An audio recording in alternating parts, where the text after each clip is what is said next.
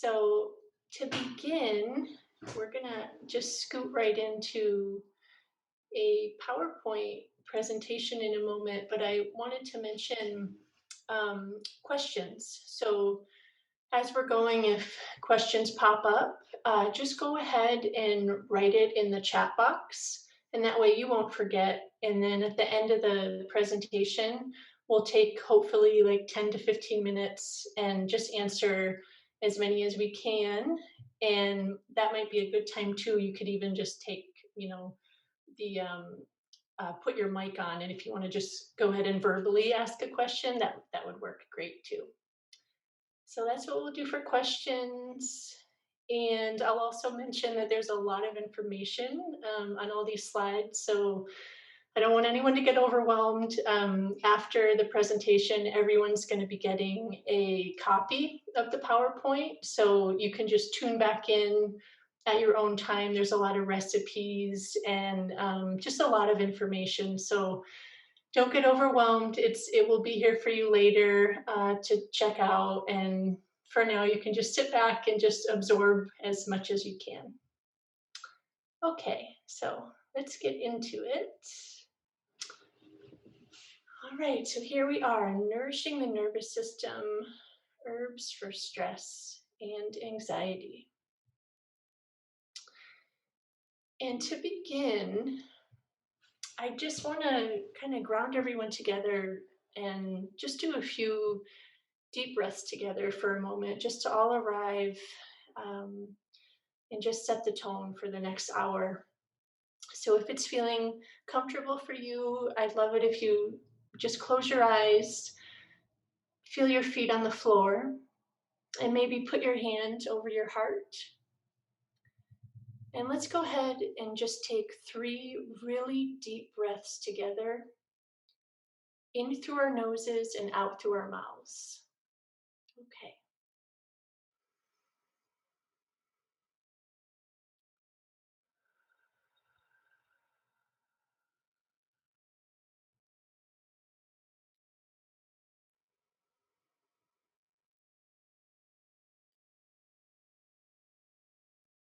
Okay, beautiful.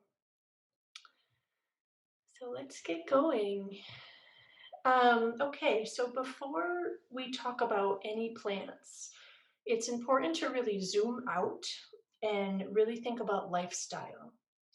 So these are all the pieces that we really want to have in place in order for our nervous systems to really work optimally. So I'm just going to briefly go through each one. So the first piece here is going to be sleep. So when we're sleeping, we're in something called the parasympathetic state.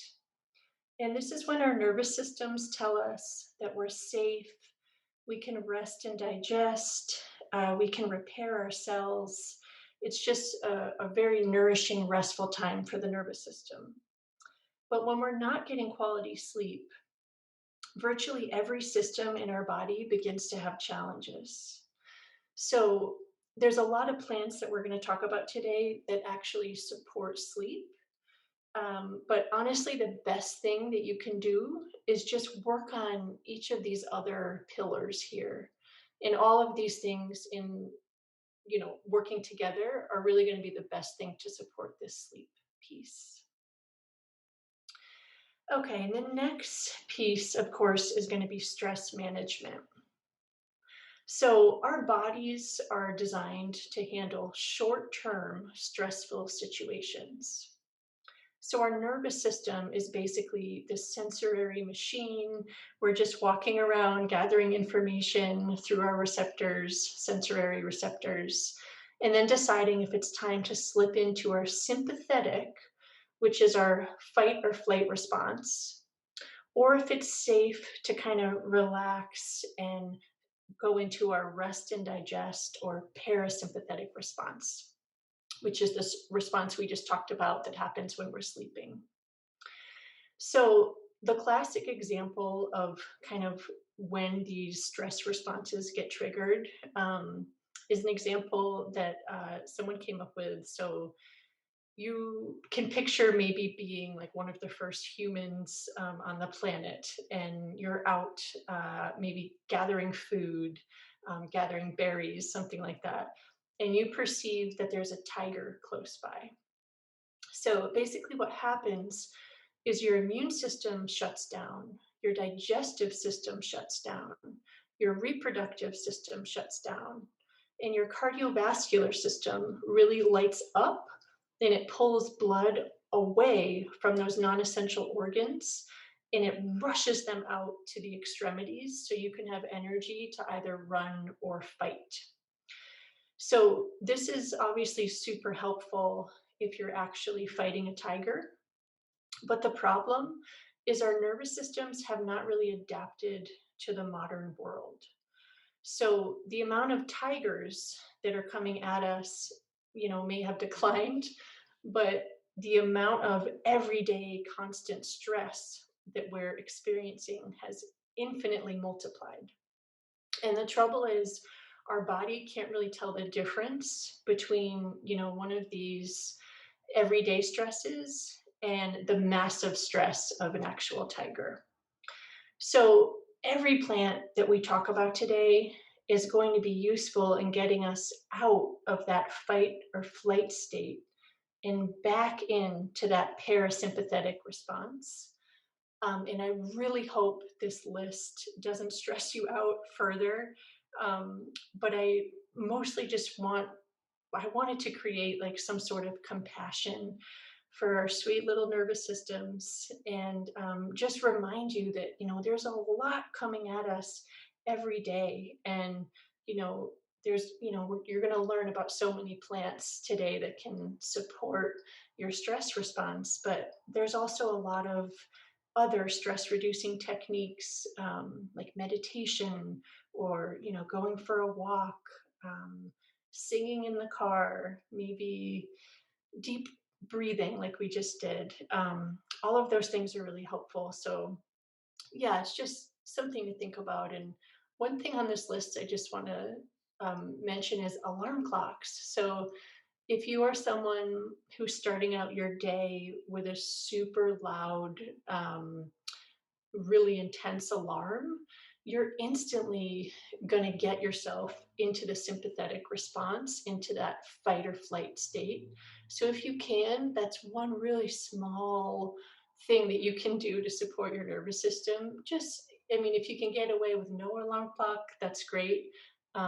If you need one, maybe reaching for like softer sounds, just to kind of ease you out of sleep, would be really supportive.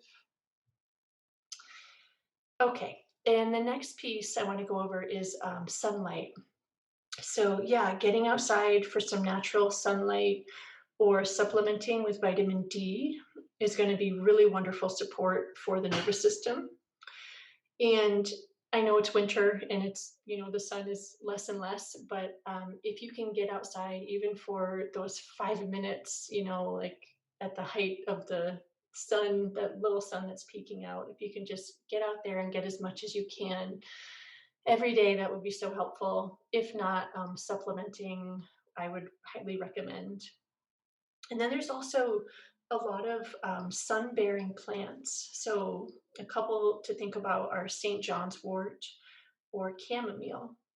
And these are plants that really bring in the warming light of the sun into your body. So, that's another way you can energetically receive the medicine of the sun. But again, that's not going to get you that vitamin D per se. So, making sure to supplement or actually getting outside would be my recommendation there.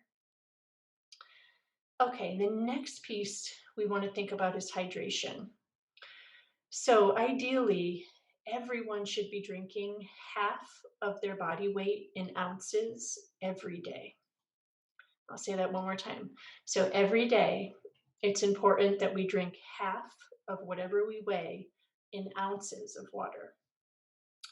And virtually every human is going to be chronically dehydrated. So just fixing this one piece is going to help with fatigue levels, inflammation, depression, anxiety, insomnia, and so many more pieces. So that's a really easy, really important one. And then moving the body. And this doesn't have to be crazy. You don't have to become a marathon runner or something like that. But just, every day, maybe a little light stretching or some yoga, some cardio if that was feeling good. Even just walking around the house if it's too cold, up and down the stairs a few times. If you can get outside, 10 minutes, just walking 10 minutes a day is really, really supportive just to get the blood moving and supporting the nervous system in that way. Okay, and then this last piece here is so critical, and I know I'm not going to be making any friends with telling you about this one, but it's so very important. Most of us are experiencing levels of systemic inflammation because of our diet. And this just means that our diet is so acidic that it's causing inflammation in the body. And our diet is acidic when we're eating excess sugar, processed foods, too much caffeine, etc. And this is really important to think about because when our bodies are inflamed, we get stuck in this cycle of producing too much cortisol and other stress hormones. And this really messes up our nutrient absorption, our GI function, our sleep, and our ability to clear out toxins in the body, and a lot more. But then all of these things, they loop back and then increase inflammation in the body. So we're kind of locked into this forever loop of really not feeling our best. So when we think about nourishing the nervous system, we really want to think about decreasing inflammation in the body. And one way we do this is changing our diet to an anti inflammatory diet. And a really good model to reach for is the Whole30 diet. It's a pretty popular diet. There's a lot of recipes online, a lot of resources for that. And that's just going to have you reaching for, food as close to their whole original source as they can be. So just nothing processed. Beautiful vegetables, every color of the rainbow, healthy grains, really good sourced meat if you're a meat eater. Yeah, so these are the foundations. And let's get into the plants.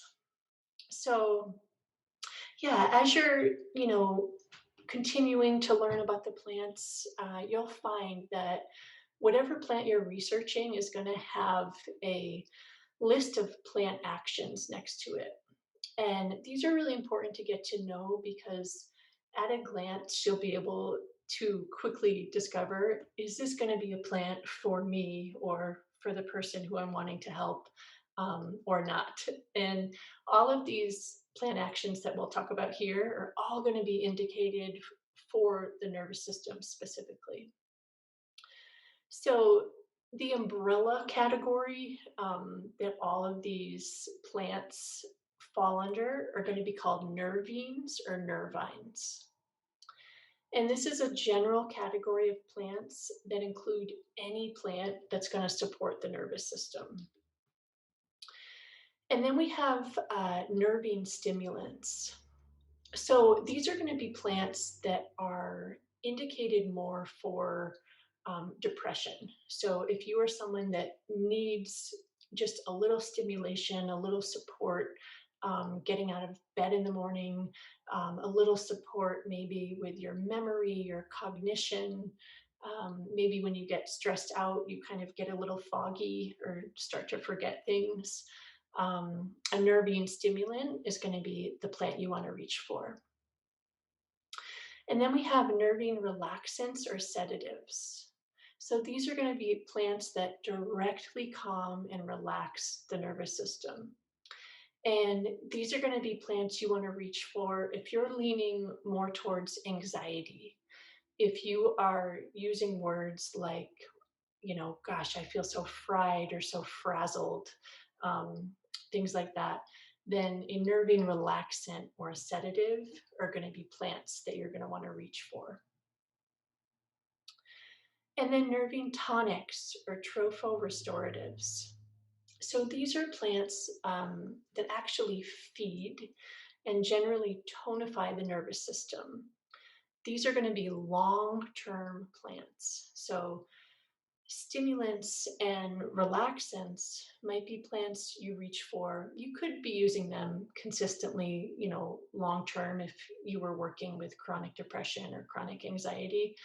Um, but more so than not, they're kind of, you use them on the days that you really need them. And the difference with nervine tonics is these are plants that you're really going to want to use every day because they slowly build up in the body and slowly restore the nervous system. And they're great for that deep burnout, chronic stress, depletion after chronic drug and alcohol use. Okay, and then hypnotic nervines. So these are going to be the herbs that support the body through sleep. And then adaptogens. These are a really beautiful class of herbs to call on. They basically just support the body deal with any kind of stress. So whether it be emotional stress, environmental stress, maybe you are experiencing like there's a toxicity in your work environment, something like that. You're working around chemicals. Or maybe you're experiencing a environmental stress, a physical stress from like the food that you're eating. Maybe you're eating a bit more processed food than you'd like to, something like that. Adaptogens just really come in and help bring the body back to its homeostasis. So whatever's going on, adaptogens are just very supportive for just bringing you back to kind of your square one. And then antispasmodics, these are going to be great for someone who, when they get stressed out, they tense up, their muscles tensen up, and maybe they, yeah, are always like rubbing their neck or kind of rolling their shoulders when they get stressed out. These are plants that come in and just help relieve those cramps, help relax everything. They're really great for migraines. If you're someone, when you get stressed, a migraine is not too far away, then antispasmodics are going to be really supportive for you. Antidepressants, of course, are going to be herbs that just support the body move through depression. And then analgesics are going to be herbs that support the body through pain. Okay, and as we get to know the plants, I just wanted to share this model. This is something I like to call plant of the week, but you could also stretch it out to plant of the month model. And yeah, it's basically just a really wonderful way to slow down and connect with one plant at a time. So after our presentation today, you're going to have a list of, oh my goodness, I think there's, gosh, maybe 20 or 30 plants in here. There's a lot. So you can, just pick through them, see which one is resonating with you, and then take your time and really get to know it. Um, One of my favorite sayings in plant medicine is plants are people too.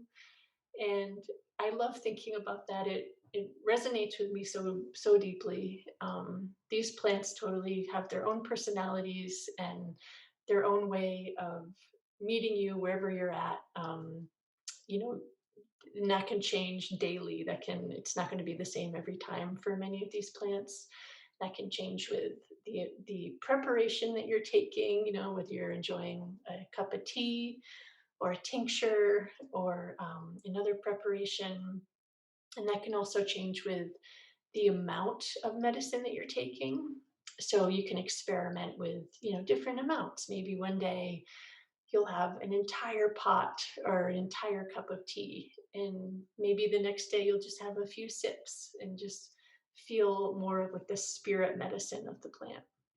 So, yeah, these are just some suggestions, and the sky's the limit with this. So, if there's other ways you can think of to interact with the plant, I would recommend you just trust your intuition and yeah, just take your time getting to know getting to know these sweet plant spirits. Okay, so I thought it would be fun to talk about some of the plants that are in your tea blend. And if anyone has not picked up their blend yet, or maybe you weren't able, you signed up after they were all gone. I tried to pick plants that were very accessible. So these are all plants, for the most part, you could probably get, yeah, I'd say most of these, with the exclusion of maybe hawthorn. But you could get most of these at your local grocery store, just in tea bag form, and then you could kind of blend them together. I basically did equal parts for everything with maybe 2 parts of oat straw and 2 parts of Tulsi, but everything else was equal. And yeah, I wanted to go over in depth the first three, so we'll do that in a moment. But I also just wanted to mention these last four as well, just because they're wonderful plants to get to know.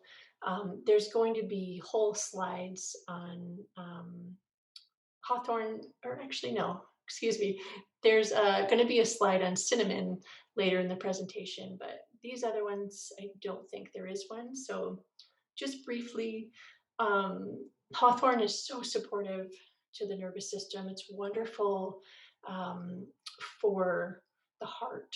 So, if you are someone, when you get stressed out, if maybe your heart starts to race, or you just kind of feel that tension in your heart space. Maybe there's some heartbreak there, or some grief, or some trauma that you're working through.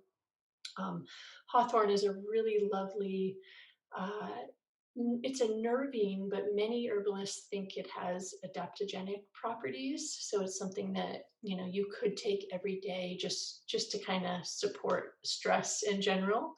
But it does have that affinity for the heart space. It also has these really big thorns, and rose, of course, is really similar. And I like using plants that have thorns in them when I'm thinking about supporting the nervous system, because energetically, I feel like it kind of creates a little bit of a boundary. These are both of these, hawthorn and rose, both of these plants are relaxing to the nervous system.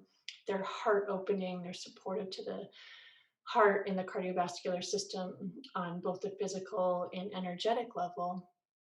But then they also have that thorniness about them. And I feel like it helps us stay open and move through whatever, grief or wounding we need to move through, but keeps a little boundary around us as well.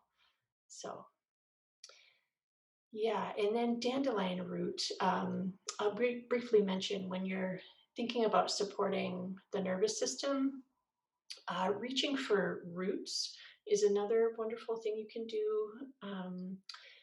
Yeah, any root, but dandelion root I like specifically because it's very supportive to the liver. So the root medicine kind of grounds you back into your body, and then it's a alterative and supportive to the liver. So it's really going to help expel any of those excess stress hormones. So any of that extra cortisol that's hanging around, or even just kind of heavier emotions like fear or anger, grief, things like that.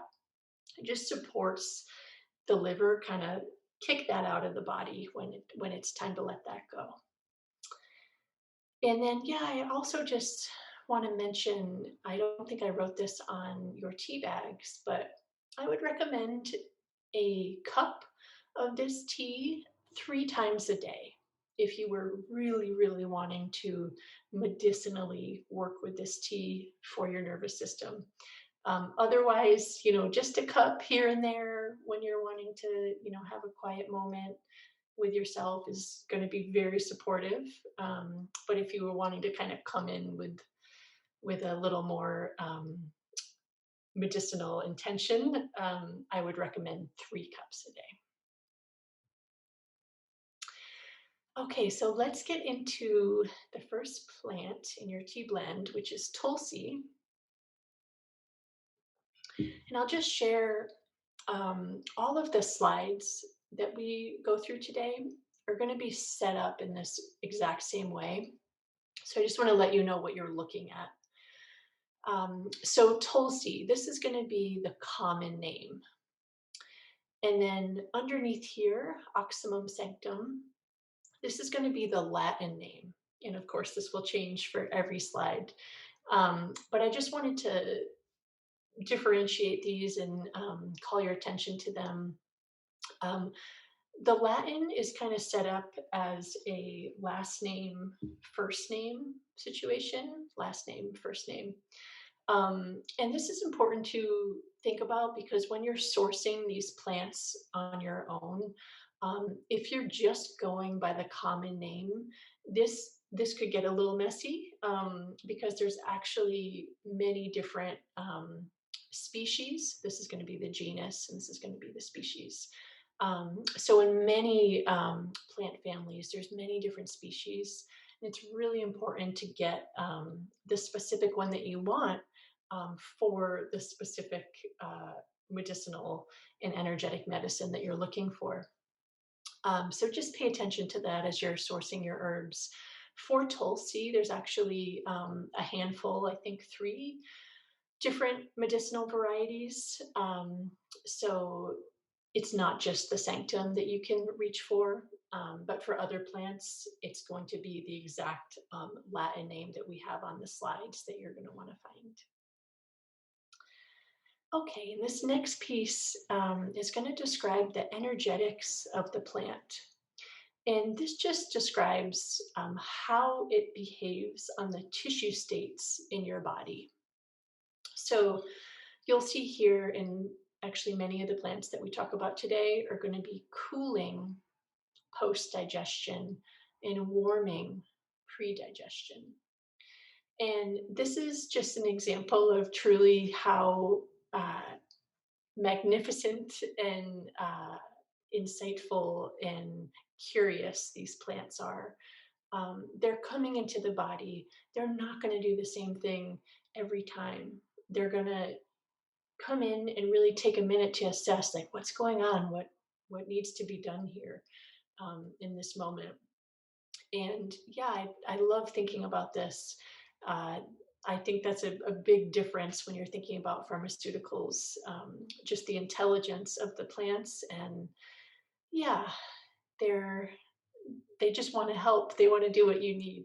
So yeah, this cooling post-digestion and warming pre-digestion is just going to be the energetics of the plant on the tissue states. And then right here, these are all the plant actions. So you'll probably recognize some of these we talked about earlier. I did want to list out some of the other ones of this plant and many of the plants that are in the slides, just to show you the vast amount of things that these plants do in the body, just how truly profound their medicine is.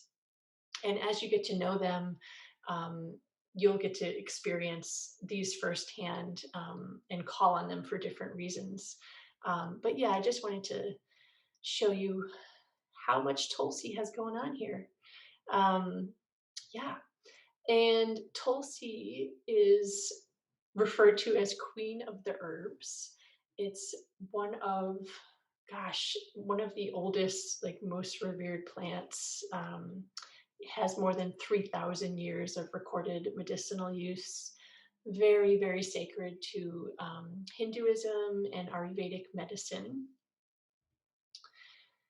And Tulsi is really wonderful for chronic fatigue syndrome. So again, it's just kind of rebuilding that nervous system. Um, it's great for when you're not getting that much sleep, but you still have to be nice to people the next day. So yeah, it's just such a lovely plant, and it's highly indicated for brain fog. If you're someone when you get stressed out, you just can't seem to remember things, like you're running to the kitchen and you forget why you're going in there, or you're forgetting things like mid sentence. Tulsi just helps bring circulation back into the brain, so you can just have a little clearer cognition through the stress that you're dealing with. It's very, very balancing to cortisol levels and very supportive to adrenal glands. This is really important to think about with that piece we were talking about earlier with our um, inflammation in the body. So, when there's excess inflammation from our diet, our cortisol levels, our stress hormones really skyrocket. So Tulsi is such a beautiful plant to call on just to help balance everything out. And yeah, one of my favorite pieces about Tulsi is that it interfaces directly with our hypothalamus in our brain, and it helps us to heal patterns of inherited stress or ancestral trauma. This is very important to think about. If any of you have been studying or just keeping an ear to the ground with the science behind epigenetics, this your ears might perk with this piece about Tulsi. Um, yeah, it's just we're finding more and more that a lot of our stress response is inherited, and honestly, you know, there's so much daily stress that we have to deal with that does not have to do with our ancestors and our what we have going on in our DNA. So I really, really love Tulsi for stepping in and kind of just helping us let go of those inherited stress responses and really give us a fighting chance, you know? Um, yeah, so that's Tulsi. There's some other things here. I would say that I would not use Tulsi if you were pregnant.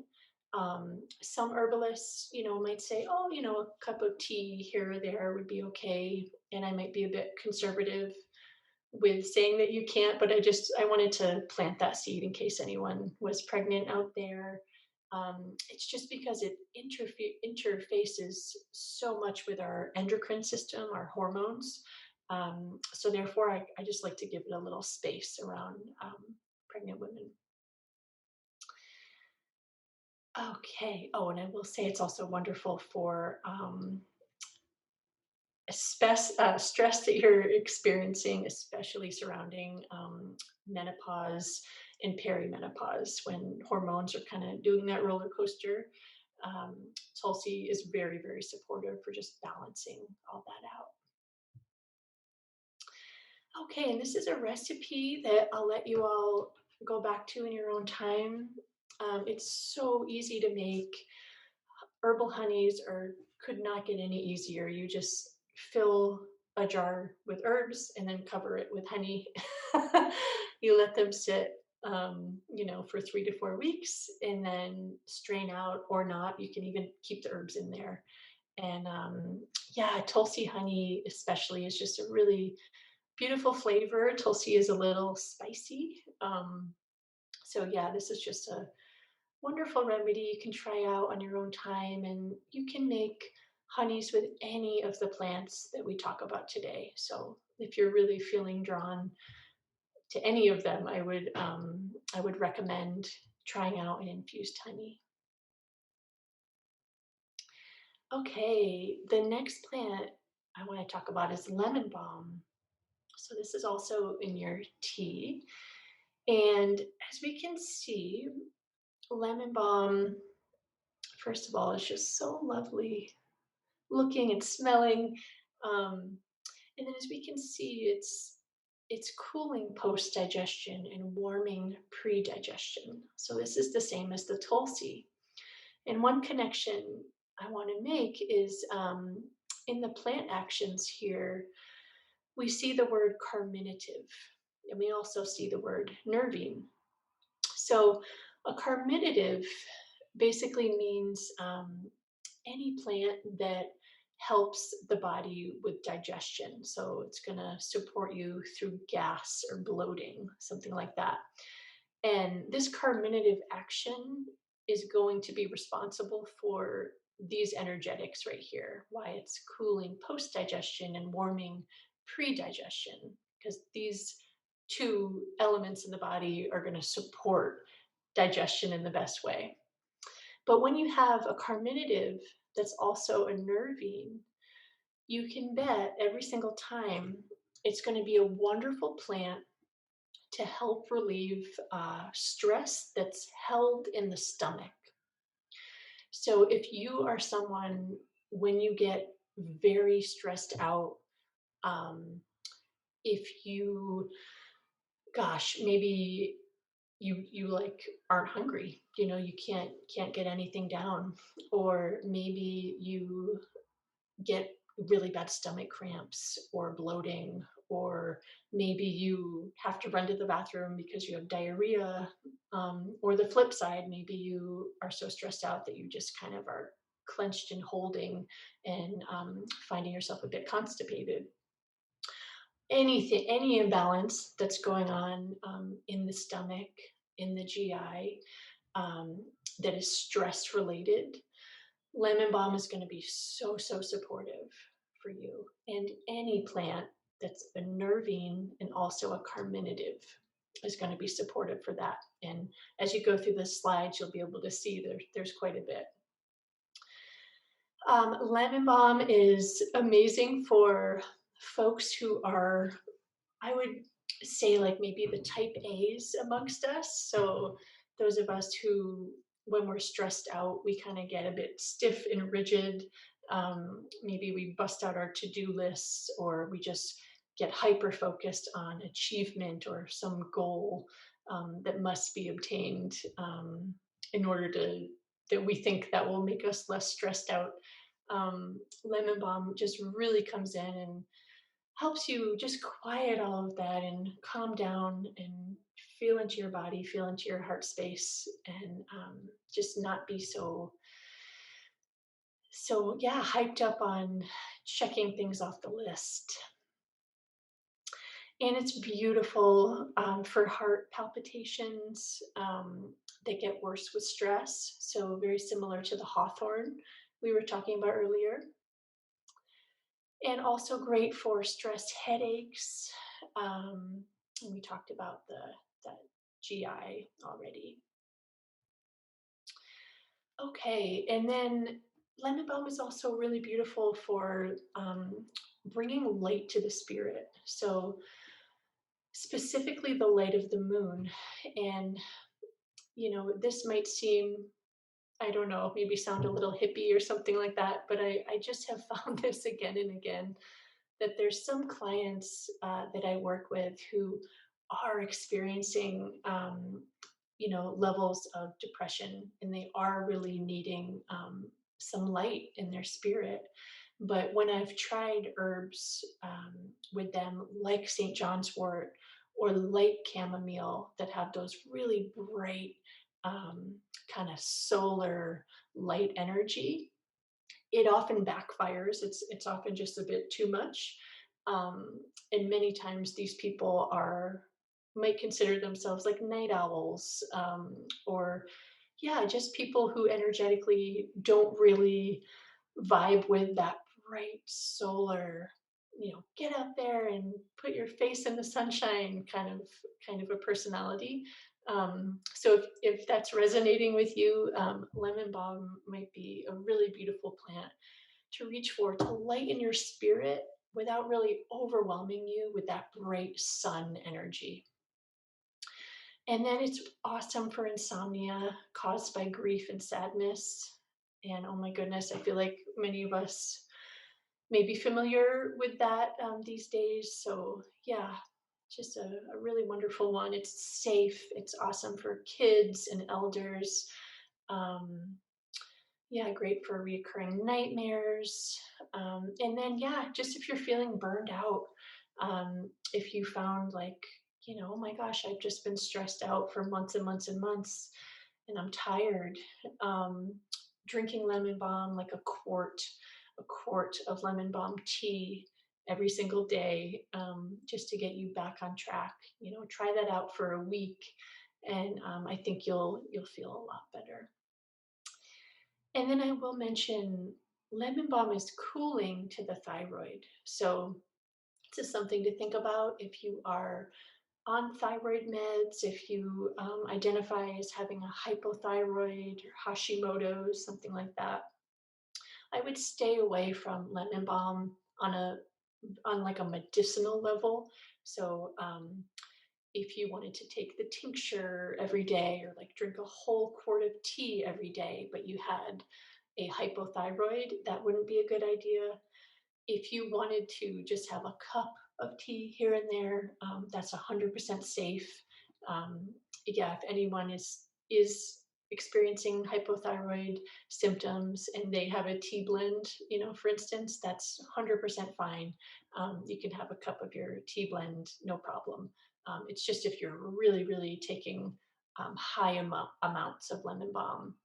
Just wanted to mention that as a contraindication. Okay, and you can go back and look at this on your own. This is a glycerin recipe. This is great for kids.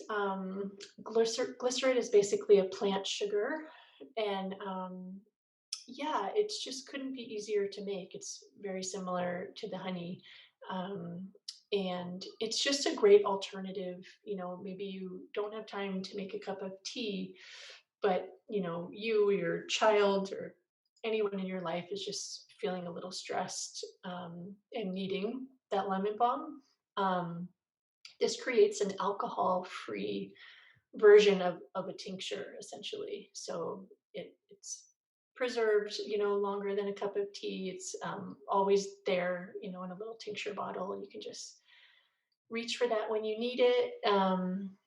Yeah, I'll let you check that out on your own time. Okay, and the next plant I want to talk about is milky oats. So in your tea blend, we have a version, a different part of the plant, which is the oat straw. And the oat straw is so, so supportive. It's full of nutrients. It really feeds and tonifies the nervous system. It's going to be a nervine tonic. Um, and yeah, it's just a beautiful part of the plant. But I specifically here wanted to talk about milky oats. So the oat straw would be all of these above ground parts of the plants. And this is just like a wild oat plant. So oat straw is going to be all of the above ground parts, but dried and then chopped up. And then milky oats is very specific, and it's going to be the milky latex that are found in these little pods right here. And if anyone has been around these in the early to midsummer, you'll know how much fun it is to kind of run your fingers through, get a handful of these, and then you can actually pop them. And this beautiful milky latex comes out, and this is the medicine. This is the milky oat. And the magical, profound thing about this is that it actually repairs the myelin sheath of frayed nerve endings. So frayed nerve endings happen after chronic stress, chronic drug and alcohol use, poor diet, autoimmune imbalances, epilepsy, MS. There's so many modern conditions that create these frayed nerve endings. And milky oats, along with another plant, skullcap. And with skullcap, it needs to be the fresh tincture. So both the Milky Oats fresh tincture and the Skullcap fresh tincture are going to bring this healing, beautiful, repairing medicine to to frayed nerve endings. And this is really special. I can't think of a pharmaceutical that does this. So it's really special medicine to know about and to have on hand. And yeah, it's, as you can imagine, it's just great for cases of nervous stability, when you're just so tired, and that's connected more to depression and that deep burnout, um, folks with loss of libido.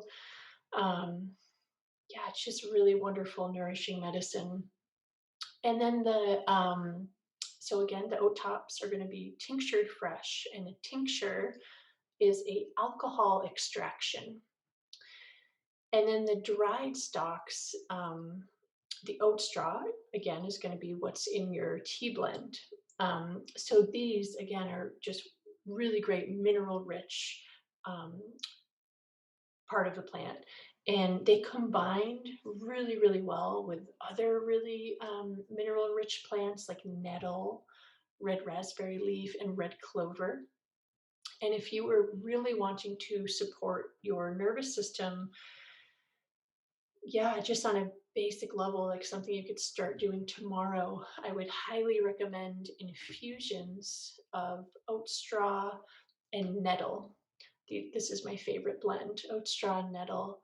An infusion is just a very long brewed cup of tea, so like 8 hours.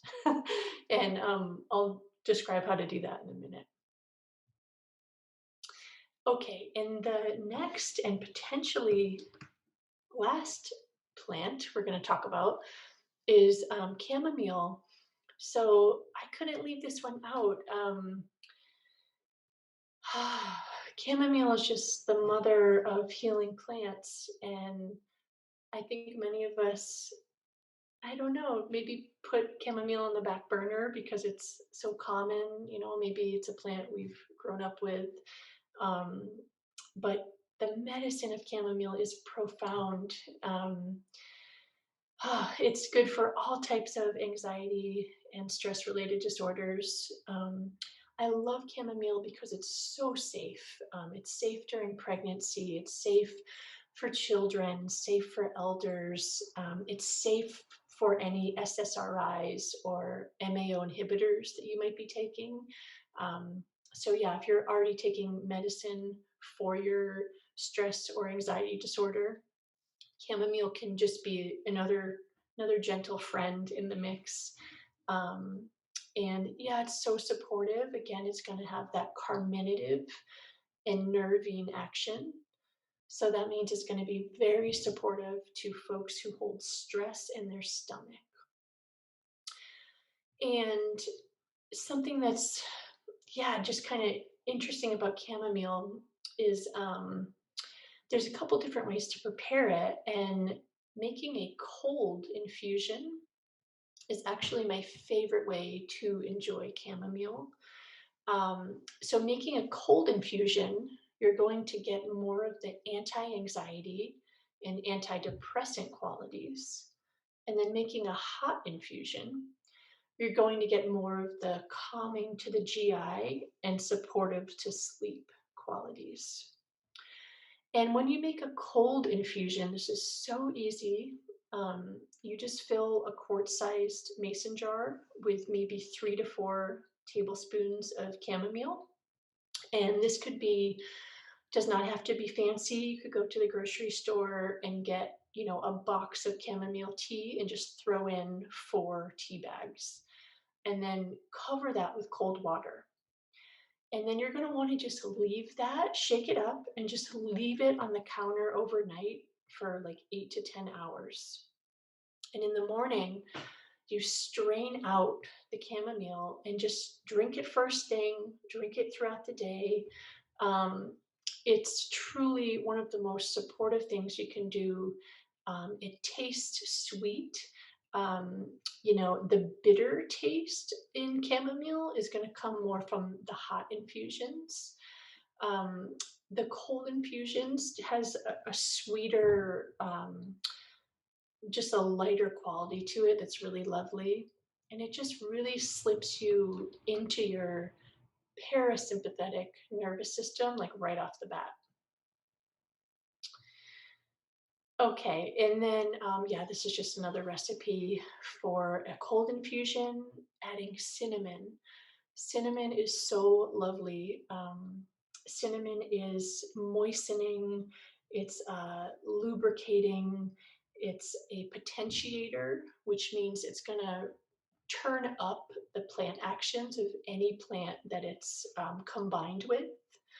And it's also so good for, um, it's a nervine stimulant. So it's good for when we just, need a little push to like get through the day, but it's also so grounding and really roots you into your body and helps you just feel safe. I associate cinnamon with just, yeah, just feeling like safe in the home and safe in the home of your body. So I really love this one, this recipe. And then cinnamon is great for curbing sugar cravings. It's a blood sugar regulator. So, again, if you're working with that inflammation piece in the body and really trying to cut back on sugar, this would be a really great remedy to reach for. Okay, friends, I think we're running out of time. I know we're going so fast. I just want to show you one more thing. Um, yeah, there's so many slides here for you to check out, but I do just want to show you this so quickly, and then we'll jump out for some questions. If I were to recommend like ultimate nervous system support, this is what I would recommend. So please go back to this slide. Message me if there's any questions or if you need clarifications with things. Oils, I cannot recommend body oiling inside the body and out. I cannot recommend that enough. Yeah, just if you can picture like bumper cars, it kind of oiling outside the body kind of just creates this buffer where all of the sensory information that's coming at you every day nonstop.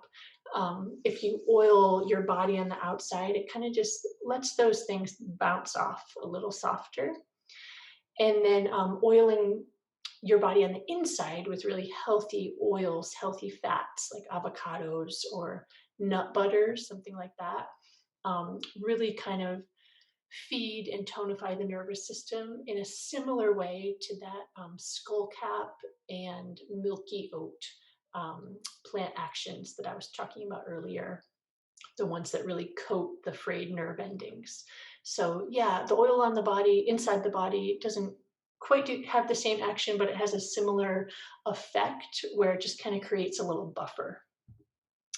And then oiling your ears, I just don't want you to forget that. It's one of the most calming things you can do for your body.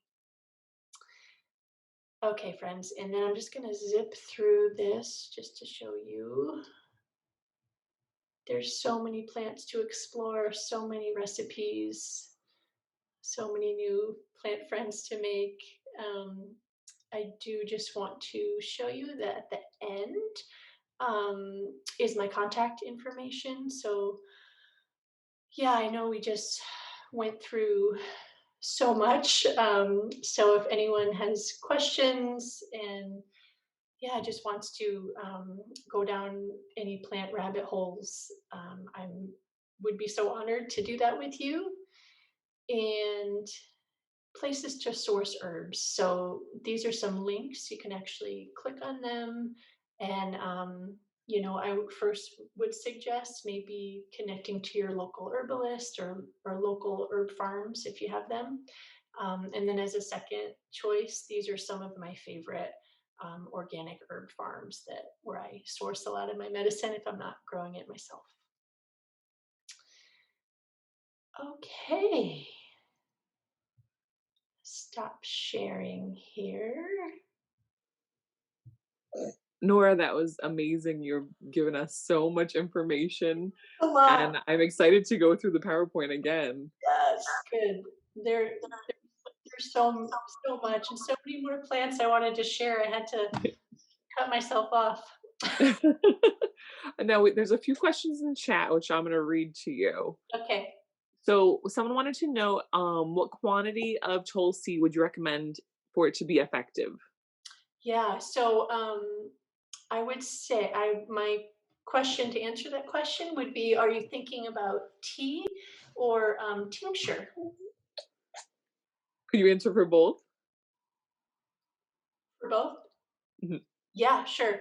Yeah, so, if you were going to start a relationship with Tulsi, I would suggest going all in. And if you wanted to do like a quart of tea a day, just making it in the morning and just sipping that throughout the day, I think that would be a really lovely way to interact with that medicine, and it would be very effective at that level.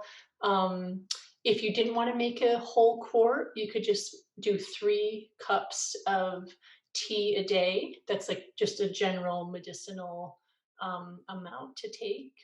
And then for tincture, um, yeah, you could experiment with the dosing there. I tend to recommend about a dropper full, which ends up being 30 drops, but it's about a dropper full, 3 times a day. I find that to be a really nice therapeutic dose.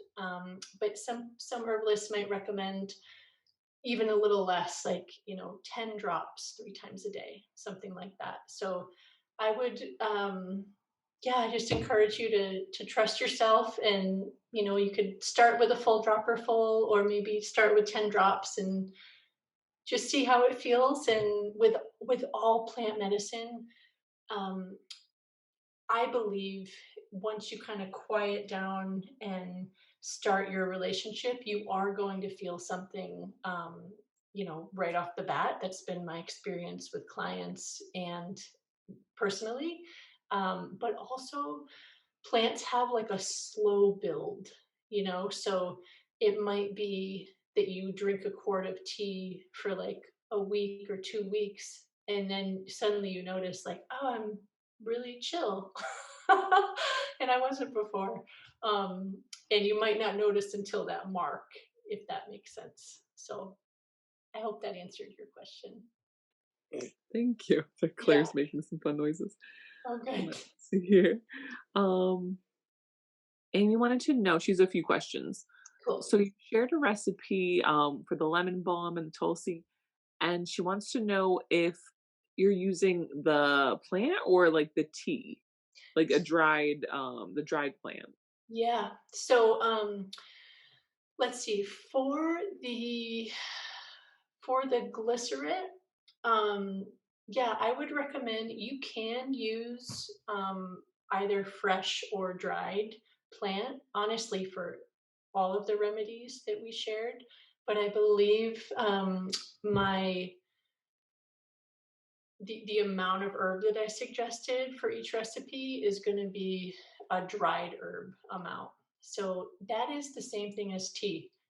Just tea is just really chopped up fine, dried amount of the herb. So yeah, you could even get like a box of Tulsi tea and just cut the bags open and pour that into a jar and then pour honey over it and make it that way. Yeah. And And then especially in winter, I feel like where there's not a lot of fresh plant access, that's a really easy, nice way to go.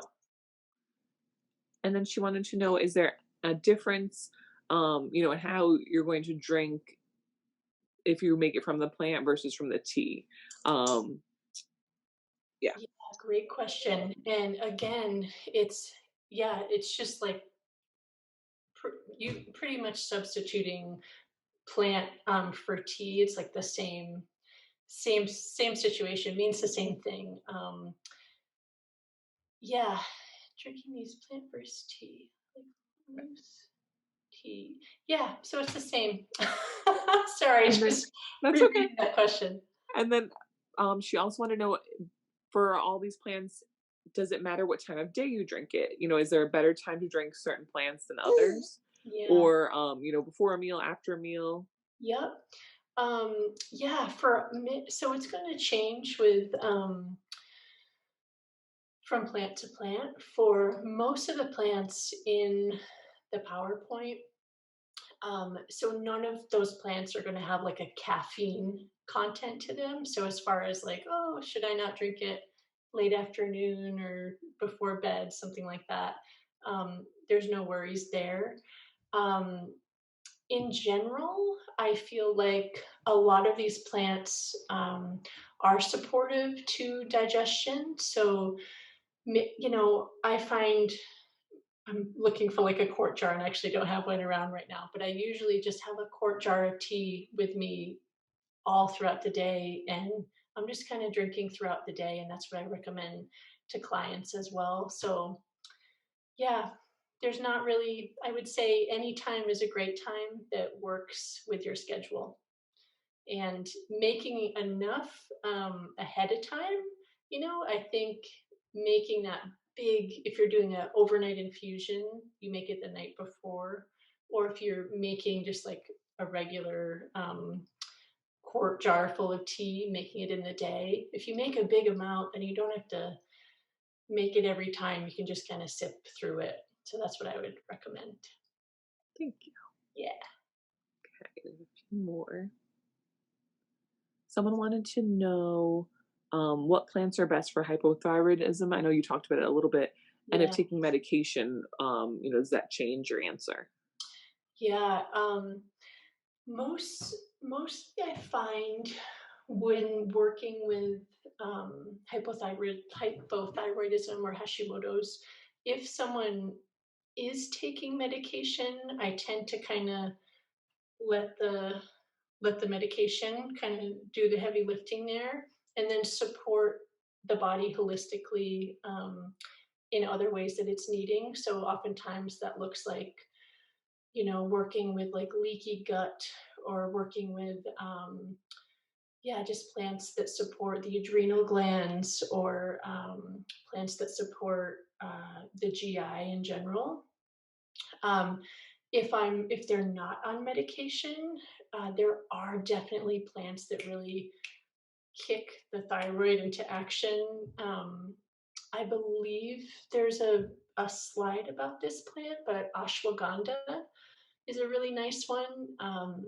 And that's a nervous system plant. It's an adaptogen, so it's gonna support the body deal with stress, but then it really kind of gives a um, little push to the thyroid, which is nice.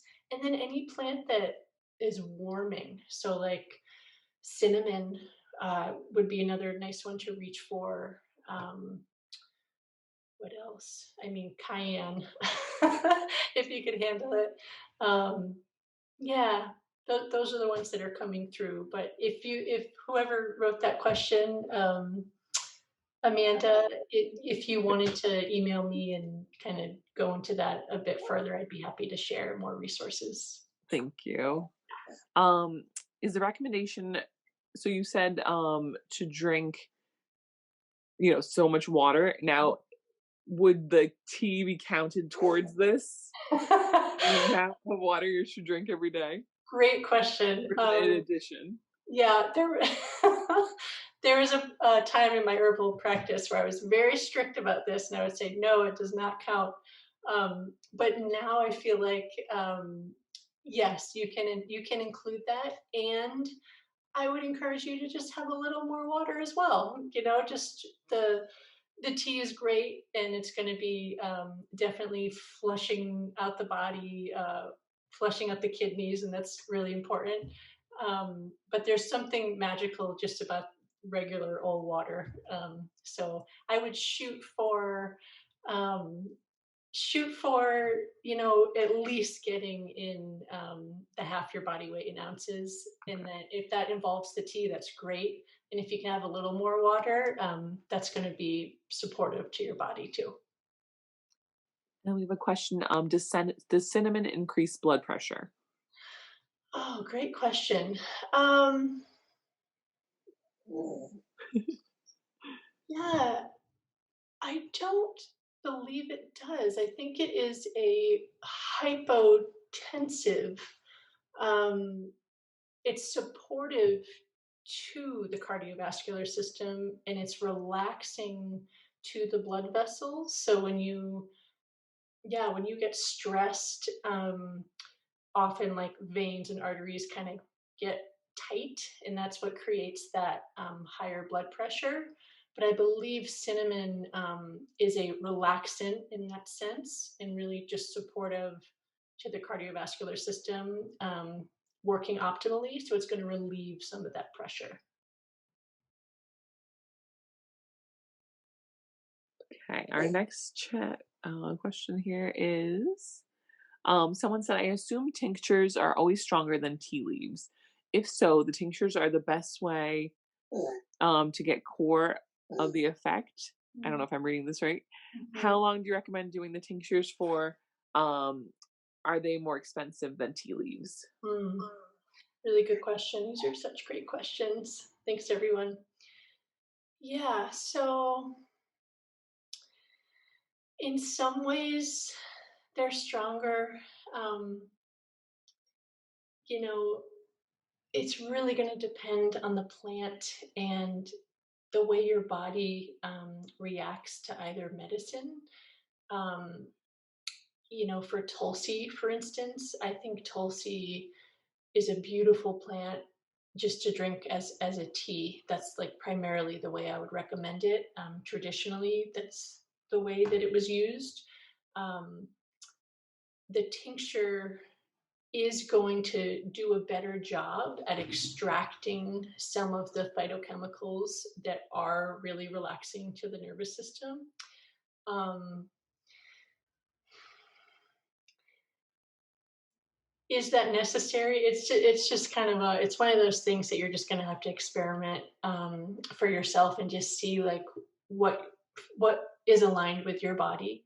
Um, the good thing about tinctures is they're so convenient, and yeah, they may be just a hair stronger, but you also have the option, it's just here. You don't have to go and make a cup of tea. If you're running out the door, this can just be in your purse or your pocket or whatever. And they last for 5 years. So that's a pretty good shelf life. So yeah, I would say just convenience wise.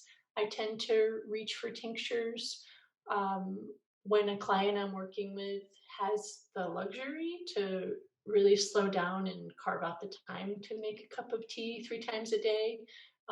We'll go the tea route, but otherwise, I find tinctures to be convenient. And how long do you recommend doing the tinctures for? Yeah, this is going to be different for everyone.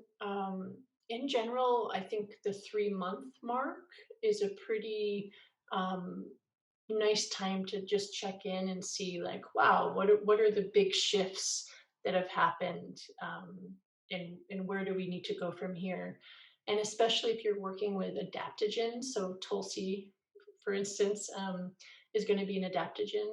You're going to want to change out those plants every 3 to 4 months. So yeah, I mean, the goal of herbal medicine is not to be taking it forever.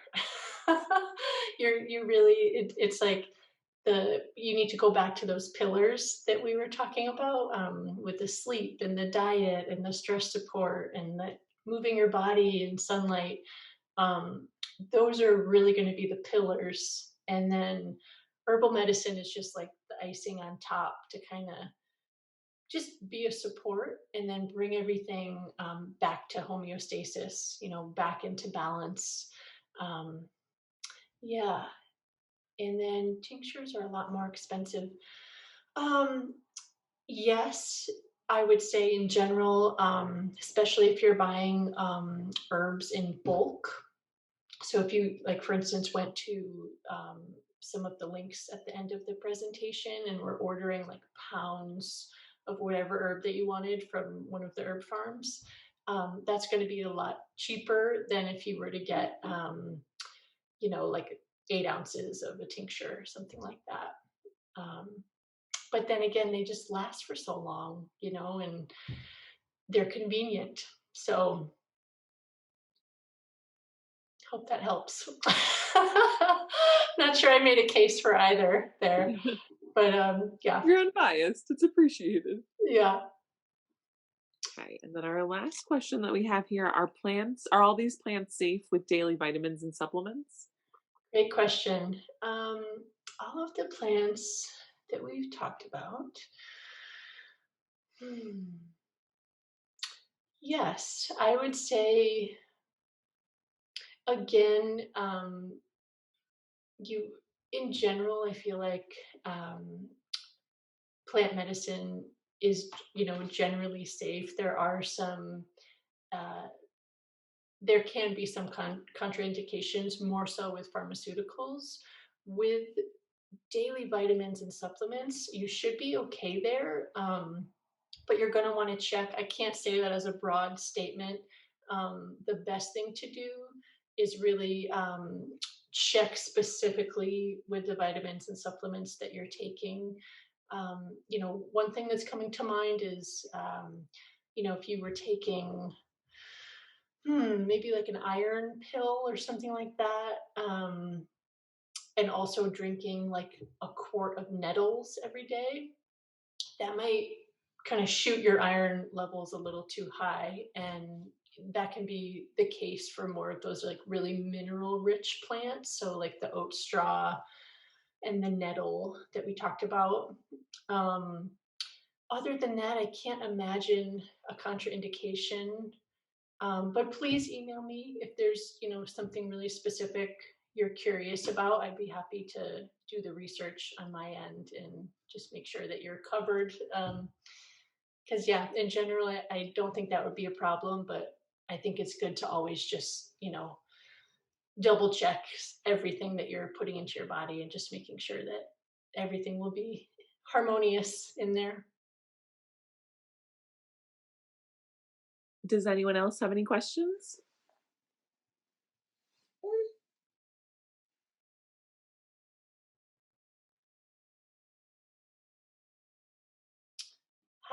I'm seeing one. Can I just mention this quickly? I know we're a little over. But how important is it to eat organic vegetables and fruit? I just want to say, very important. I'm just seeing that piece up there. But something that's, I think, even more important than that is good quality water. So just really paying attention to, yeah, just if you can, drinking spring water, just making sure it's really going to be full of that high mineral content and just as healthy as can be, like kind of staying away from the bottled water, things like that. Um, so I would say water first, and then if you can afford it and you have the resources, definitely organic food when you can. That's just gonna support the liver, not get too overwhelmed with the toxicities that are in our everyday food. Oh, thank you for all these questions, everyone. It's just so encouraging to see so much interest in the plants. It makes me so happy. Thank you for your time today. I Yeah, think we'll definitely have you back. We've got so much more to learn. awesome. I know. Sorry to overwhelm everybody. Oh, I no, no, this was get very wonderful. excited. Thank you so much, and I hope you have a great day, and everyone happy Thanksgiving. You're welcome. Oh, yes. Happy Thanksgiving, everyone. Thanks, Amanda. Bye, thank you. Bye.